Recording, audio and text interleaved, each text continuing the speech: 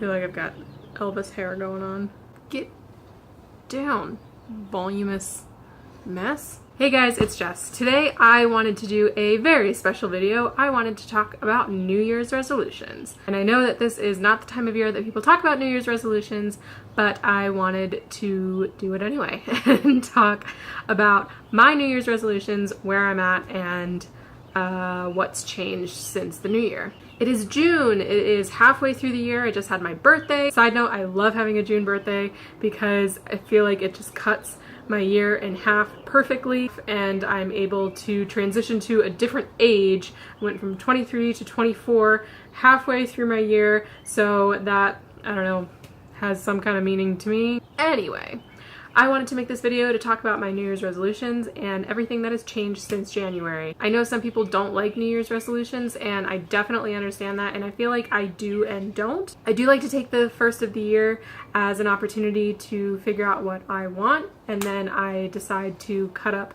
my year either in half or in fourths in order to meet my goals. But basically this year I made 4 New Year's resolutions and I want to talk to you about where I'm at in them and how they've changed. So let's go ahead and get started. First New Year's resolution that I made was that I wanted to start going to the gym 4 times a week. That has not happened. Wah, wah, wah. I got a gym membership in January with the intention of using it at least 4 times a week.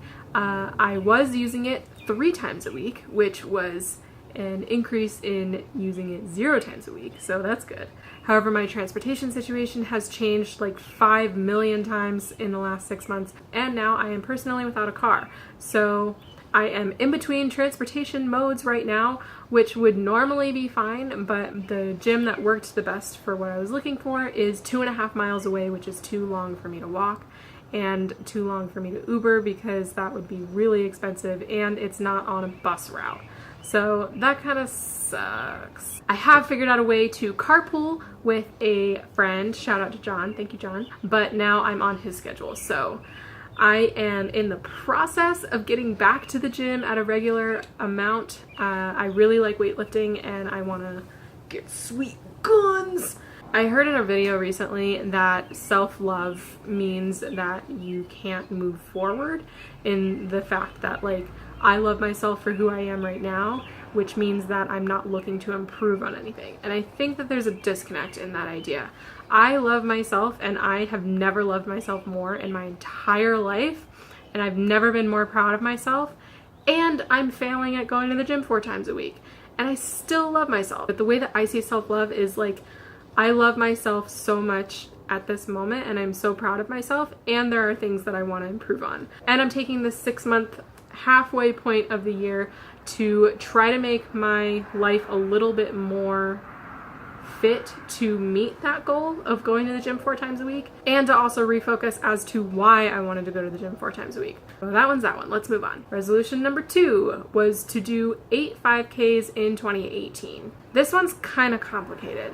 I did do 2 5Ks, which I am very proud of, and both of them were in the snow, which is something that I've never done before, and I am really proud of doing those. However, the 3rd 5K that I was signed up for was the Color Run, and leading up to it I was really excited to be a part of it because that was an event that I always wanted to attend because it's a very well-known 5K in the States, and it seemed really fun. They throw a bunch of colors on you and stuff. And then I literally registered for it. Hold on. I have my number from it. This was my number from the Color Run, completely unused.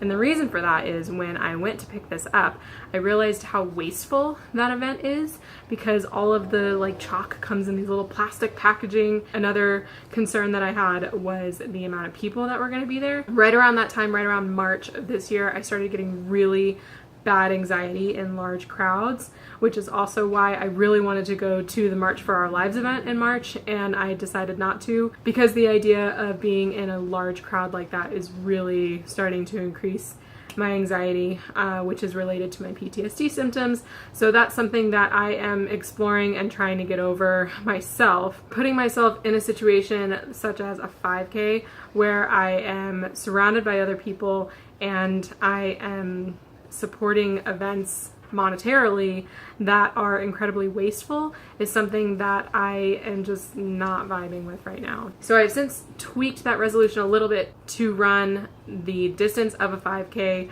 at least 8 times this year, which I definitely think is achievable. My running game is improving a lot since I've been running so much more recently, and so I'm thinking of like upping the goal a little bit, and I think that that's important to talk about too. If you reach your resolution way before you thought you would, then maybe it's something to revisit and see if you can challenge yourself even more to make it harder by the end of the year. So I'm still going to stick with the run the distance of a 5K at least 8 times this year, but I want to make it a little bit harder on myself and see if I can bring my time down, all that stuff. So definitely wanted to mention this resolution. Resolution number 3 was to go vegan. This was something that I thought was so unattainable in January. However, I took the month of January to transition off of dairy. February 1st, I started completely no dairy.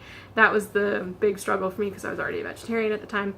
And I have conquered it. Woohoo! Yay! Cue like really exciting celebratory music. Woohoo! Yes, went vegan, and I am still tweaking my diet a little bit to see what my body likes and what it doesn't like. If you look like right now, I'm still a little jiggly, and I'm not as lean as I want to be. So that is something that I'm still working on, and that is still one of my priorities for 2018, is to see what kind of foods my body does like, what kind of foods it doesn't like, whether that's high fat, low carb, low fat, high protein, blah, blah, blah, all that jazz. Still trying to work through that, but yay. Resolution number 3, go vegan, did it.